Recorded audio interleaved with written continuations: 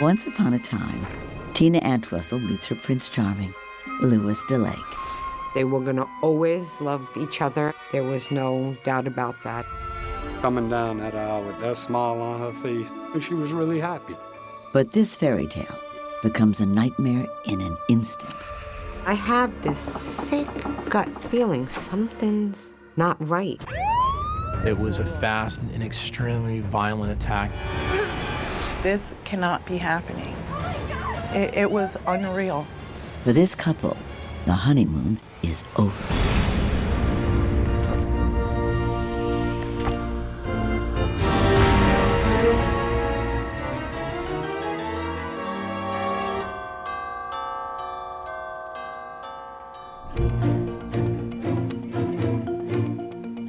Tina Entwistle has dreamed about this day.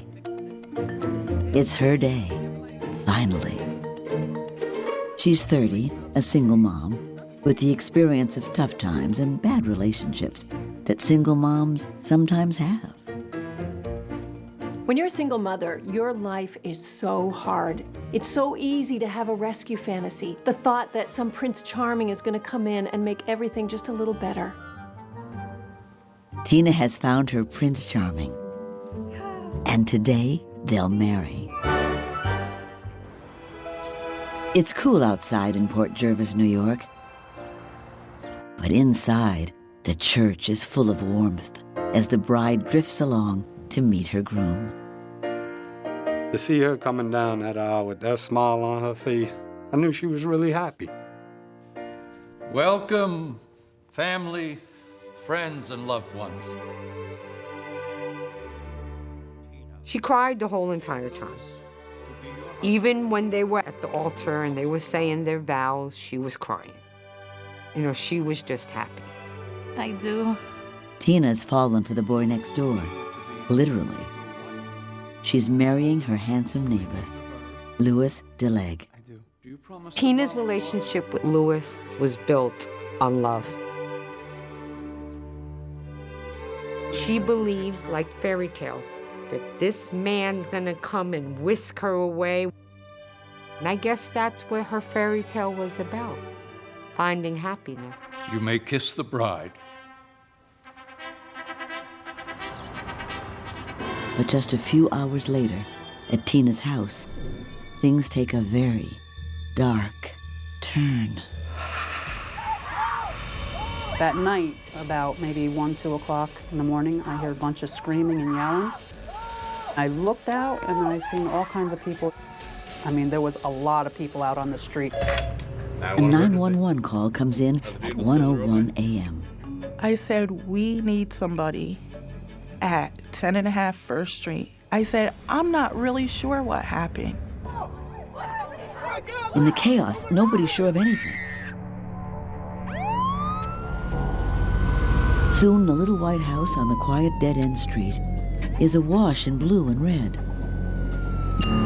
We had to secure the crime scene, and we had to get family members to leave so that we could secure it. EMS was tending to a male subject who was laying on a stretcher in front of the residence. It's crazy, but it's the groom, Louis Deleon. He's wounded, but alive. Things get even worse inside. A trail of blood leads to an upstairs bedroom where a woman lies. She was covered with blood, and she was wearing her wedding dress. It's impossible to think, but it's Tina, barely alive. It's a small, tight-knit community, and you tend to get to know many of the residents by first name. I had personally known Tina and her family for several years. It was shocking to see her laying there with her wedding dress. How could a wedding party turn into a violent crime scene? Ironically, Tina had moved to Port Jervis from her hometown of Passaic, New Jersey, to escape a violent past. My dad wasn't a typical dad. He was abusive, mentally, emotionally, physically. So we clung together to get through that, me and my 4 siblings.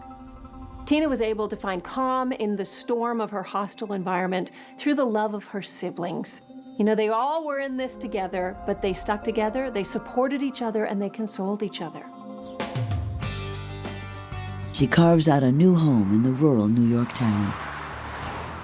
And eventually, because we're a close-knit family, we followed one by one. Before you know it, we all were up here. Surrounded by her 4 siblings, her mother, and new friends, she finds a job, a cozy home. She falls in love a few times and has 3 kids. But the relationships never work out.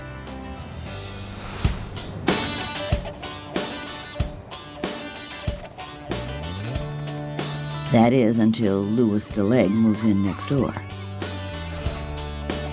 Born in Ecuador, he too has family in Port Jervis.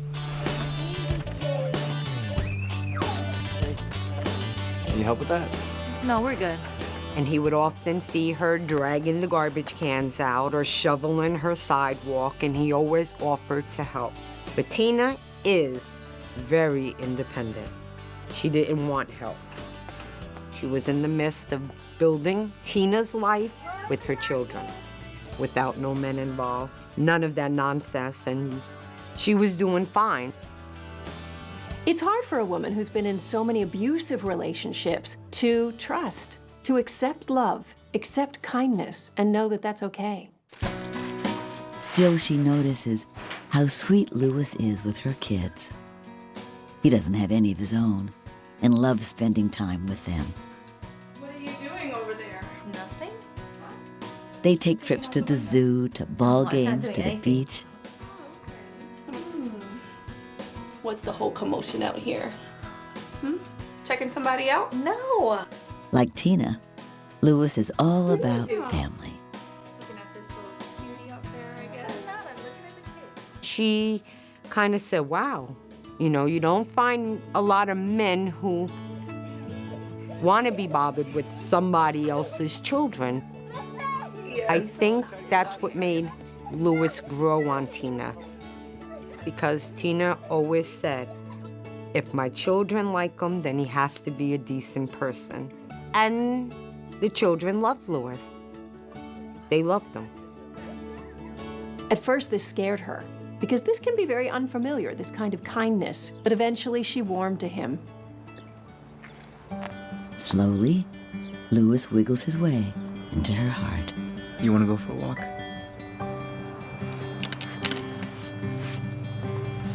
Okay. Thank you. When I saw Tina and Louis for the first time, together as a couple, they were walking and they held hands. You can see it in their eyes. You know, they were always affectionate towards each other. But before she even slips out of her wedding gown, the happiest day becomes the worst. Her brother Frank is stunned when he hears someone stab Tina. Then things get blurry. Everything goes into a haze after that. He sees his sister, bloodied on the floor, and then a shocking sight. Louis's brother Angel holding a knife. He attacks. Angel flees with Frank on his heels. Frank was running up and down the street. I mean, he was screaming. He was very, very upset, and he was trying to chase somebody. I don't remember who he was chasing because there were so many people. They disappear into the darkness. No one knows what's going on, and everyone's panicked. Then, suddenly, a body falls from a second-floor window. It's the groom, Louis. He's unconscious and covered in blood. It's not long after that the cops arrive. Has Angel stabbed both the bride and the groom? At this point, it was complete confusion. It was complete chaos. It's a crazed whirlwind outside. But inside, a quiet tragedy is unfolding. When the fireman, the EMS worker, came in and said to me I had to leave, that's when I grabbed her hand. Tina never liked to be alone. How do you get up and walk away? That's somebody I loved all my life. I grew up with her. Taught her to tie her shoes, her ABCs, colors, stars, moons, cartwheels, jump rope. How do I walk away from her? Only 10 hours after the wedding, the bride struggles for life. And the groom is rushed to the hospital. Everyone else is numb. How can this be happening on a wedding night? To see Tina put that wedding dress on in the morning and look so pretty and so happy. For what?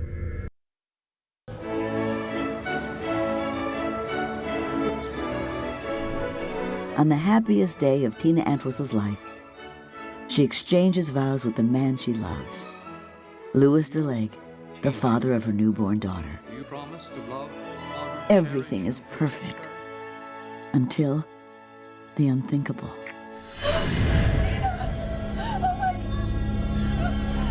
I see she's got a gash in her head. I see she's got cuts like where she might have tried to protect herself. Now I see blood all over the room. Oh my God, what happened? She's scared. She's confused. She don't know what's going on. She keeps looking at the crib. Her 3-month-old is curled up, sleeping there, just out of reach. I see that she's worried about her kids because she keeps pushing that one leg to get to that crib. So finally I said to her, Tina, don't worry, I'll take care of your kids. You don't have nothing to worry about. It seems to be the one thing Tina needs to hear before she lets go. She looked at me and that one tear came out her eye, and I knew inside, and it was her last breath. As Tina dies, her champagne pink gown is soaked crimson with blood. Who could have imagined this happening? It's an enormous amount of grief and pain to lose a loved one, but especially in such a violent way. And then to have it in such a public place as your own wedding. This is a tragedy. My heart aches for this family, especially the children. The multiple stab wounds and the multiple locations of her stab wounds indicated that it was a fast and extremely violent attack that was launched upon her. The person who stabbed Tina wanted her dead. Wanted to shut the life out of her forever. This scene was a very bloody scene. There was blood on the walls of the stairwell. There was blood on the sidewalk. There was a broken glass from a shower stall. And of course, the bedroom where we located Mrs. Entwistle was filled with blood as well. to be your husband? It's the antithesis of everyone's dream wedding. It was just like a split-second reaction that it went from the best day of Tina's life to the end of Tina's life. I just kept saying to myself, this cannot be happening. It was unreal. What is real is the warm romance Tina and Louis share as soon as they start dating. It made you want to run out and find a relationship because you wanted to feel what Louis and Tina felt at that time. So it was special. Being part of a blended family is always a challenge, especially when you're talking about disciplining and parenting somebody else's kids. But Louis did it easily. He just found this way of sliding into the family, becoming part of the family overnight. They never forget the kids and the extended family are their priority.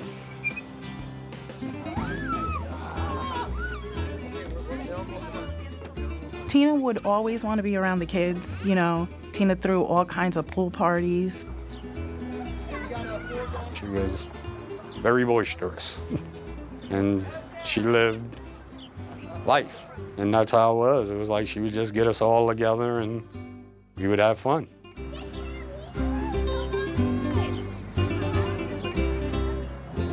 Tina's idea of family goes way beyond bloodlines. She'd give you the shirt off her back. You know, she fed the neighborhood. Every night was dinner at Tina's house, whether it was on the grill or in the oven.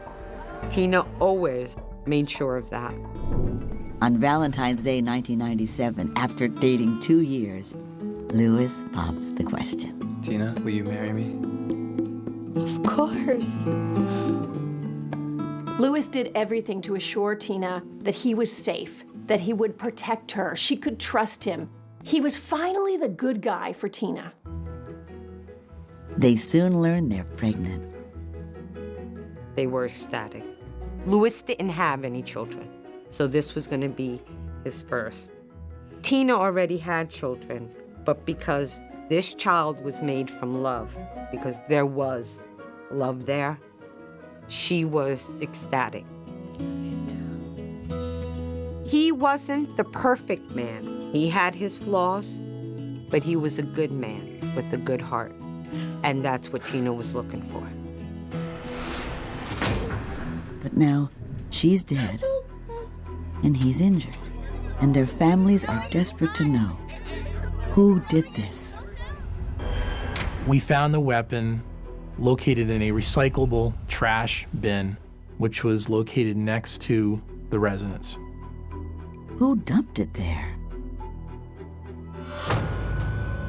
Within an hour, they find the groom's brother, Angel, hiding outside. He's the one Frank saw with the knife and fought. He admits he did have the knife, but his explanation brings even more disturbing questions. He claims Louis, the groom, had the knife first. I saw Luis at the bathroom, and he was with knife. He was trying to cut his neck. And I said, Luis, please stop, stop. And he stopped, and I tried to grab his knife. According to Angel, when he took the knife from Louis, Frank saw him holding it. He says he was afraid, so he ditched his bloody shirt and hid. Is it just a crazy cover story? No one can believe the groom could have been involved in the attack. I'm like, how is this possible? He was always quiet and shy. He never even had a speeding ticket. Come on. Still, even in the best relationships, the closest friends and relatives might not know the whole truth. I don't know what happened behind closed doors. Nobody knows what happens behind closed doors.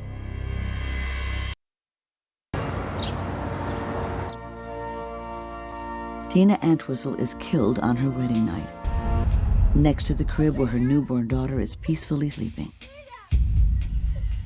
This was supposed to be a happy moment for a newlywed couple who also had a very, a young child together, a 3-month-old baby.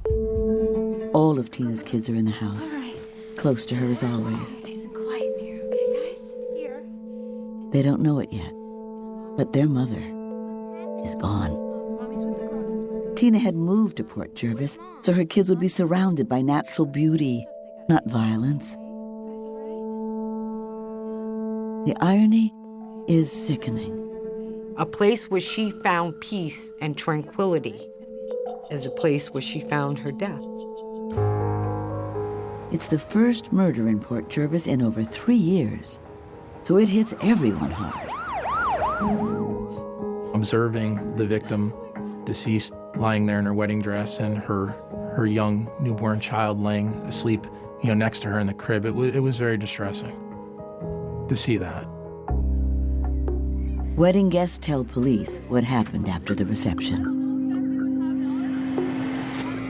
Because I guess Tina was that happy, she didn't want the day to end. So we all go back to the house and we just turn on the music there and the party just continued. There's English music here, Spanish music here, kids running around, people talking, laughing, joking. I was sitting in the kitchen having a grand old time.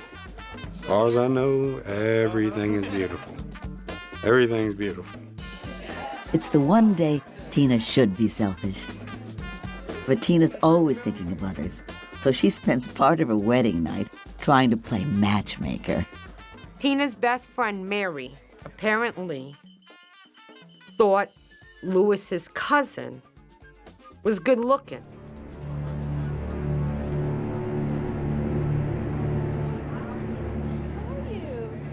Good. Yeah? Yeah. She playfully chats up the cousin, trying to set him up with Mary. Yeah. But Lewis gets jealous. Lewis was upset with Tina because Tina was talking to one of Lewis's cousins, trying to set him up with one of her friends. People do it all the time, but Lewis thought that Tina was talking to one of his cousins for Tina after they just got married. What do you think? Hey. What's going on? What do you mean? What are you doing? It's awkward, but not terribly unusual. He did have jealous tendencies, but was I ever hear him verbally abusive? No. Physically, no. Mentally, no way. Tina has had practice in talking Lewis down. But she doesn't want to do it in front of everyone. Let's go talk upstairs, okay?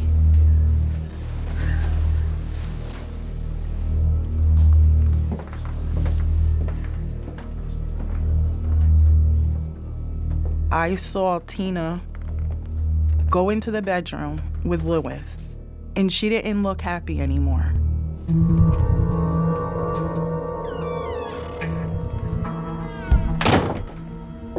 Tina and Lewis were bickering. But what? Every couple bickers, you know. No one worries too much. Surely the couple will work it out with a kiss, as they always do. It's absolutely normal for couples to argue. In fact, it's abnormal for them not to argue.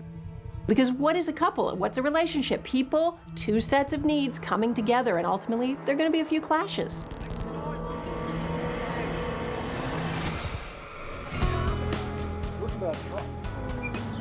They were gonna always love each other, and it was always gonna be forever.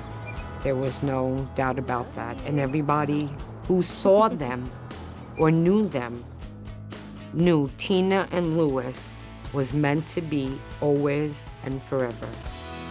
Lewis is drawn to Tina the first moment he sees her. She was beautiful. She was nice. Personal, everything. She was beautiful. She was a good mother, good friend, good daughter. Do we only have to go on this? He does his best to take some of the weight off the single mom's shoulders. I buy some clothes, sometimes food, toys all the time. I go to parks with kids, everything. Lewis persevered. Even before she had a romantic relationship with him, he kept trying to be helpful. He kept trying to show her that he was a good guy. Lewis was not about to give up. Good single mothers are always putting their kids first. So finally having a guy around to be helpful probably gave her a little space to start caring for herself. A little space for her to relax. And then, when she found out he had romantic intentions, it probably felt pretty good to Tina. The wedding preparations continue.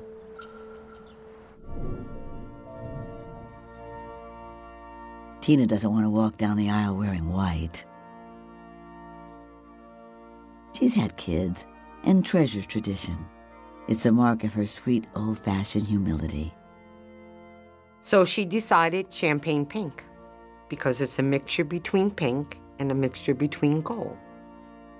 The sisters go searching for the perfect dress. We've been a million places, tried on 3,000 dresses, and she was just not happy. Finally, Oh my gosh.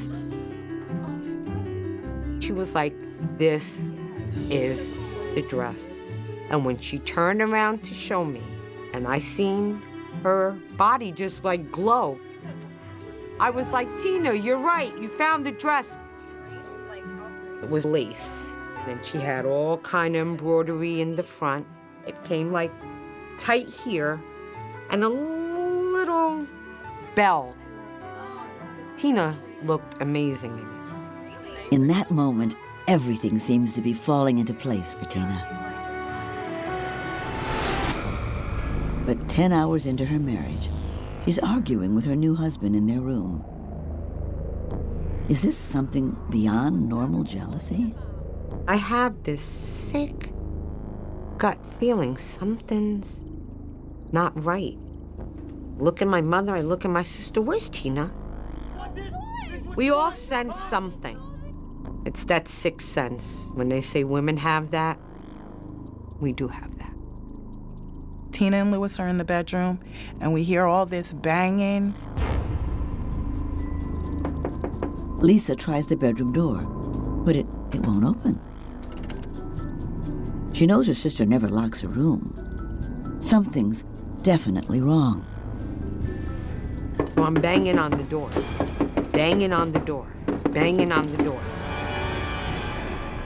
And then the door opens.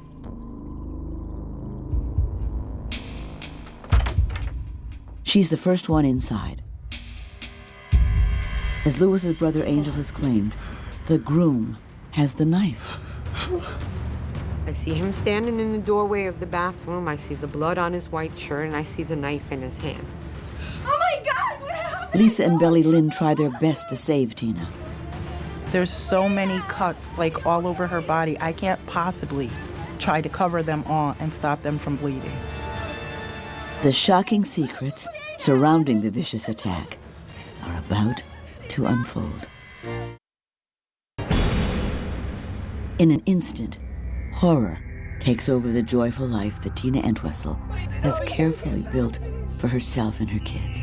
She has such a hard life, from childhood to adulthood. She was finally happy. As the big day approaches, Tina's plans for her dream wedding are coming together. She didn't want nothing store-bought, because anybody can do that. Tina, I mean, how many of these things do I have to make? Are you complaining? Okay. That's very nice of you. Tina persuades her sister to help her make everything by hand. Everything. You're my maid of honor.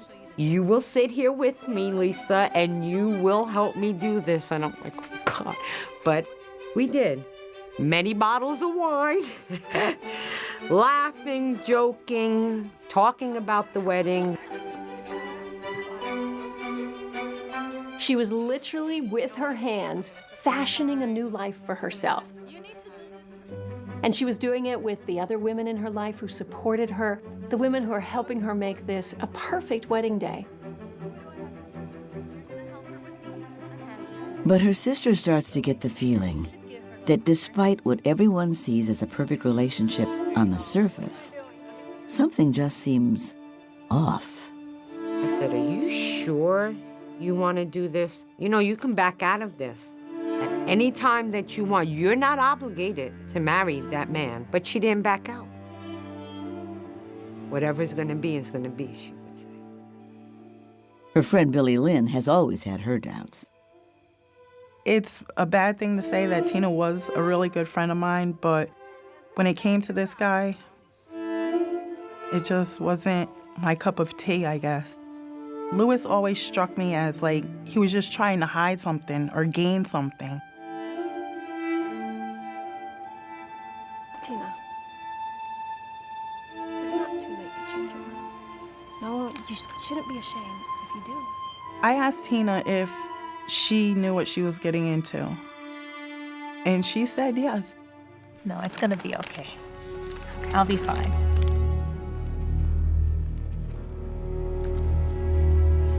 Tina saw something in Louis. I didn't see it.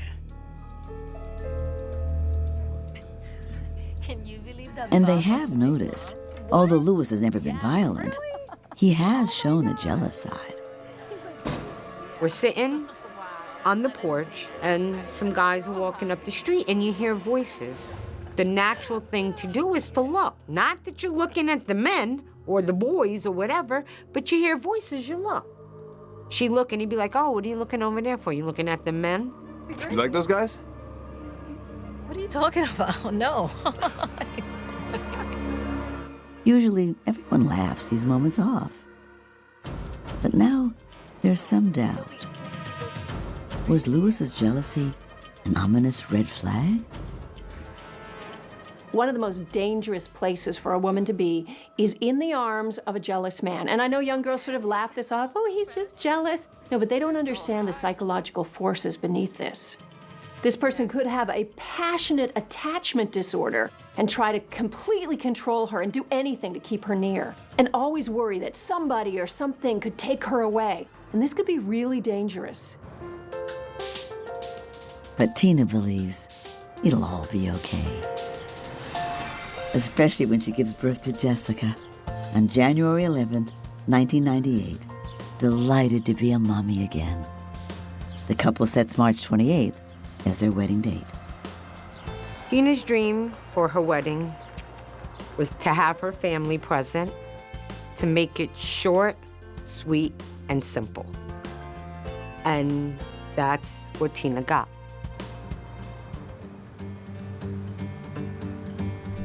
We went there early in the morning and decorated. Just a table, cake, streamers. We put tablecloth, the centerpieces that she made us work so hard for, But it was beautiful because you walked in and you can feel that everything was made out of love, and that's what it was. Think of the meaning of this. How much energy she put into creating this beautiful wedding. It was something she gave herself, but it was really a symbol of how much she loved Lewis.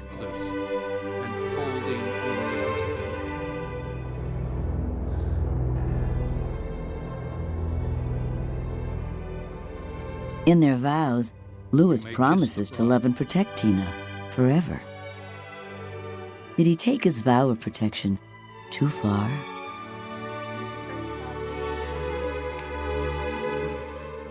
Thank you for coming.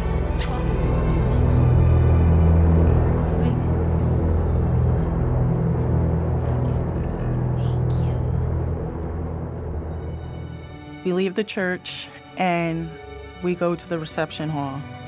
Tina looked very happy, laughing and kissing her husband, Lewis. Attention, everyone. Hello. All right, we're going to have the first dance now, and I'd like to welcome Mr. and Mrs. DeLeg to the dance floor.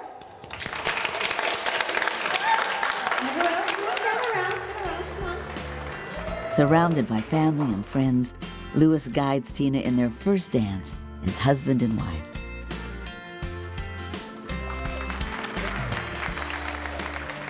You can see him glow. When he takes Tina out to dance for their wedding song, you can see the happiness in both of them. Everybody seems to be having fun. Everybody's laughing and eating and drinking and dancing. But then, Tina's new husband, Lewis, spends his wedding night in the hospital. He doesn't realize he's now a widower until Port Jervis detectives break the news. When we advised Lewis that Tina was deceased, he had asked us, how did that happen? And we explained to him that she died as a result of her stab wounds. And he stated to us, his exact words were, oh.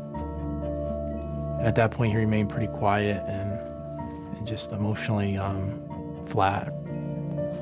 Detectives asked Lewis for his story. The truth about what happened to these two newlyweds behind closed doors will soon be revealed. And it's utterly shocking. We were just having an argument, and Tina Entwistle marries Louis DeLeg at 3 p.m. on Saturday, March 28, 1998. She's pronounced dead 10 hours later, stabbed to death. Police question her new husband, who family members say got jealous after the reception and argued with Tina in their bedroom. Lewis explained to us that Tina was making disparaging remarks that were very hurtful to him. He claims Tina's the one who pulled a knife. He says, as they struggled over it, his hands got sliced up before he wrestled it away. He complains that Tina hurt his feelings with her cruel words, and he has no feelings for her now. Here, the couple had just gotten married practically 10 hours before this assault, and now he's explaining to us that he just lost all feelings and sentiment towards his wife. So I thought that was a very peculiar choice of words. He says he stabbed his wife twice, but the evidence tells another story. Tina was stabbed multiple times.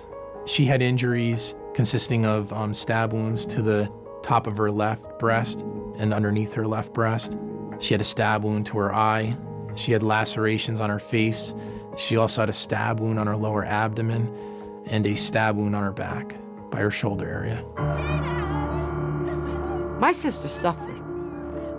She had many wounds. She suffered. We placed Lewis under arrest for second-degree murder at the hospital. He was then guarded by police authorities. Finally, he spills it all. This argument was different. It wasn't about how are we going to raise the kids, how much money should we put as a down payment on a house. This argument was fueled by jealousy, and it became angry very quickly. What are you doing? What are you talking about? I saw everything! My cousin! It spirals out of control. Somewhere along the line, she took her ring off and she must have threw it at him. I'm not taking it. Oh, you're gonna take it. You need to get out of my house. Take your ring and get out of my house. You know, and told him, and I believe this, to get out her house. Take him and his family and get out her house. And I think maybe that pushed him over the edge. You got to remember, Tina was a very strong woman. I mean, she'd been through some harsh relationships, but she was a fighter. So when he got into conflict with her, she did her usual, put her back up, and basically said, hey, I don't need you. And she took that ring off and she threw it on the ground. This could be what set him off. Pick up that ring! You get out of my house! Just take me! Take this! I do believe he hit her, and I do believe she got up and hit him back. Lewis knows Tina keeps a knife in the dresser. He opened the knife, and then he menaced Tina with the knife by pointing it at her, making statements like, do you want a piece of this? Do you want this? Tina pleads with Lewis not to do anything stupid. For the sake of the children, including his baby girl asleep in the crib just feet away. But he strikes. Over and over and over. Tina does her best to fight back, but she loses. How could he do this?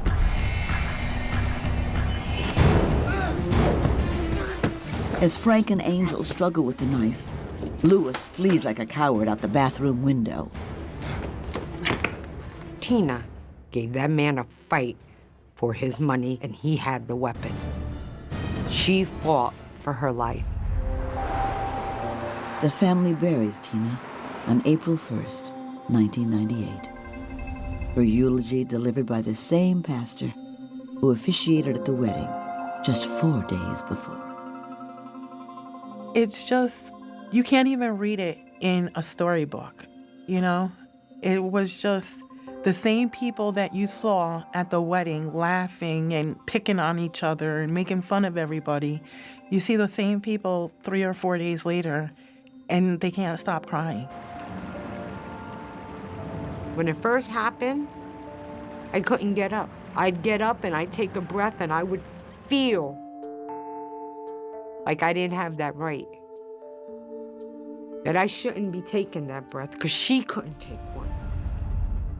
This is called survivor's guilt, and it's really common. It can happen with emergency room workers. It can happen with people in combat who watch their comrades die. It can be debilitating. You spend your whole life thinking, why didn't it happen to me? Why did it have to happen to them? You start to feel guilty for living. And the kids. Her children. What do you tell them at 10, 5, and 3, 2 months old? What do you tell them? Her own daughter doesn't know anything about Tina. My son, he'll never get to see Tina. Lewis pleads guilty to second-degree murder and is sentenced to 20 years to life. He's currently serving his sentence at Sing Sing Correctional Facility in Ossining, New York. He still insists he never wanted to hurt Tina. It's hard for me to understand. I'm not remember that everything what happened. I wasn't trying to kill somebody. I feel bad because I lost my heart. Tina's family still isn't buying it.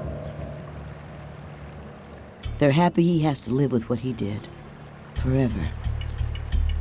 I'm glad they took him to the hospital. I'm glad they saved his life. And I'm glad he's in prison because he's getting what he deserves. Any man who puts their hands on a woman is a coward. Any man that uses a weapon against a woman is a worse of a coward. I still have that rage, that anger, that insulting, just feeling that you did that while I was there. I don't get how you are such a quiet person, and then in 10 hours or 11 hours, you become a murderer. How does that happen? Even now, after all these years, it still doesn't make sense. I heard till death do us part, but I thought that was God's choice, not the choice of man.